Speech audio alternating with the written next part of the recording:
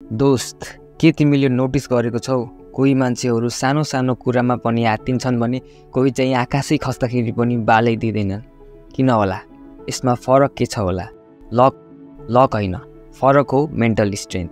र आजको भिडियोमा हामी सिक्ने छौँ कि मेन्टल्ली अनब्रेकेबल कसरी बन्न सकिन्छ भनेर। सबैभन्दा पहिले तिमीले च्यालेन्जहरूबाट डराउन छोड्नुपर्छ। हरेक समस्या तिमीलाई तोड्न होइन, तिमीलाई बनाउन आएको हुन्छ।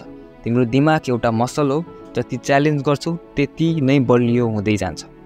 डेभिड गगिन्सलाई हेर, 50 किलो वेट कम गरेर नेभी अफिसर बनेका थिए। हरेक दिन पीडामा बाँचे, तर कहिल्यै हार माने। यसबाट के सिक्न सकिन्छ त? जुन कुराले तिमीलाई पीडा दिन्छ त्यही कुराले तिमीलाई तागत पनि दिन्छ। Pain is equal to power. 3टा रुल तिमीले सधैँ याद राख्नुपर्छ। Rule number 1, stop complaining. यदि तिमीले कुनै कुरा बदल्न सक्छौ भने बदल, होइन भने उसलाई बिर्सिदेऊ, त्यसलाई कम्प्लेन गरेर बस्न छोडिदेऊ। Rule number 2, stop seeking comfort. Growth कहिले पनि सजिलै आउँदैन। तिमीले ग्रोथ चाहन्छौ भने कम्फर्ट जोनलाई छोड्नुपर्छ। Rule number 3, stop making excuses. तिमी सधैँ चोइस गर्छौ कि हार मान्छौ कि मान्दैनौ।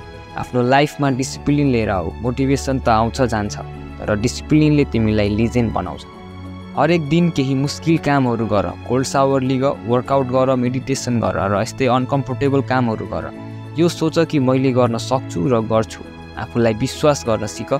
आजबाट केही बहाना नगरी सिर्फ एउटै लक्ष्य राख, मेन्टली स्ट्रङ बन्ने, अनब्रेकेबल बन्ने। So all the best.